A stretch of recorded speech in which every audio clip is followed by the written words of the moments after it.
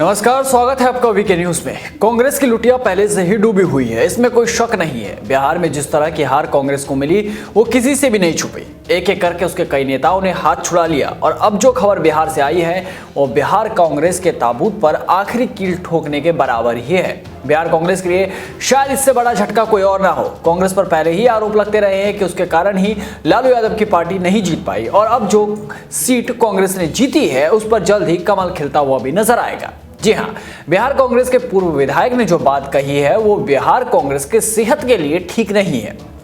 बता दें कि 70 सीटों पर कांग्रेस ने सिर्फ 19 सीटें ही जीती थी, पर इनमें से भी 11 विधायकों के इस्तीफे की बात सामने आई है। अगर ऐसा हुआ तो कांग्रेस के पास उंगलियों पर गिनने लायक सीटें भी ना बचे। दरअसल बिहार कांग्रेस के नेता और पूर्व विधायक भरत सिंह का दावा है कि पार्टी के 11 विधायक इस्तीफा दे सकते हैं। सिंह के हिसाब से विधानसभा चुनाव में पार्टी के टिकट से जीते 19 विधायकों में से 11 तो ऐसे हैं जिनका संबंध कांग्रेस से ही नहीं रहा।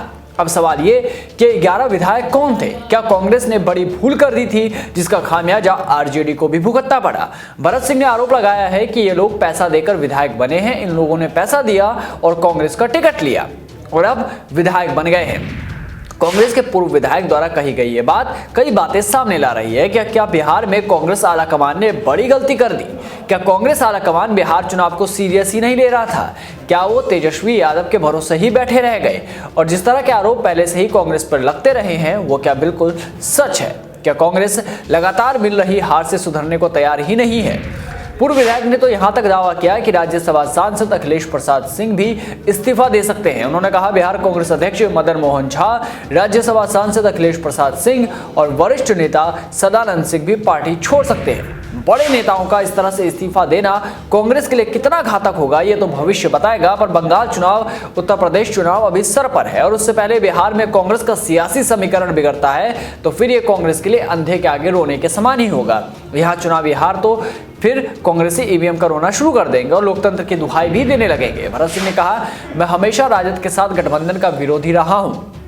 राजद के साथ गठबंधन कर कांग्रेस का ही नुकसान होता है। कांग्रेस आलाकमान को बिहार में कांग्रेस की स्थिति की गलत जानकारी दी जाती रही है। बाहरी लोगों को आ गए पार्टी में जो कांग्रेस पार्टी में नहीं थे और उसमें से 11 जीत गए जिनको कांग्रेस से कोई संबंध पहले से रहा नहीं है और उनके पार्टी के जो लोकल लीडर है उनसे कोई लगाव नहीं है। पैसा लेना छोड़कर दूसरा कोई लगाव रहा नहीं। तो सवाल यह भी कि कांग्रेस आलाकमान को गलत जानकारी दे कौन रहा था और आलाकमान ने इस सब पर चर्चा क्यों नहीं की?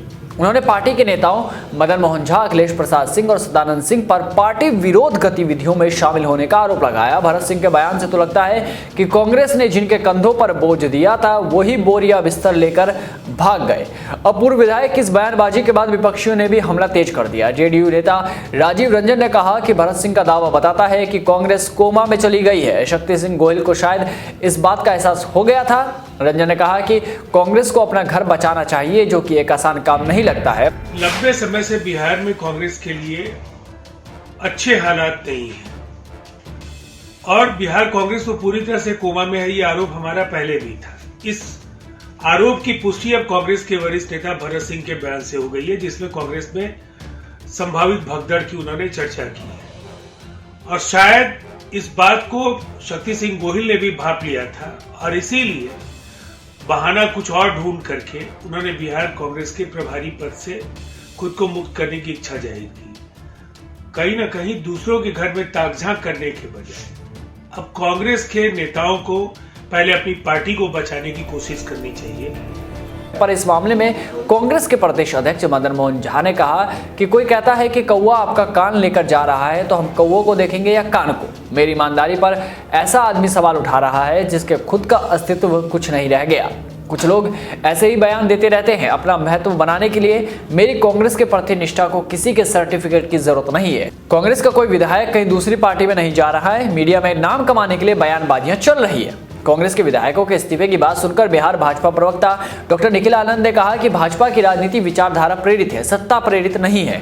हम किसी को तोड़ने फोड़ने में विश्वास नहीं करते हैं। तुष्टीकरण की राजनीति छोड़ राष्ट्रवाद की नीति और नरेंद्र मोदी के नेतृत्व में विश्वास करने वाले सभी का स्वागत है।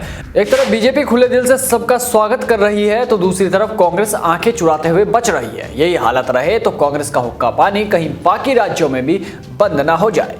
इस रिपोर्ट में बस इतना ही। देश और दुनिया की तमाम बड़ी खबरों से जुड़े रहने के लिए बने रहिए वीके न्यूज के साथ। यह खबर आपको कैसी लगी कमेंट बॉक्स में जरूर बताएं। अगर अच्छी लगे तो शेयर जरूर करें। नमस्कार।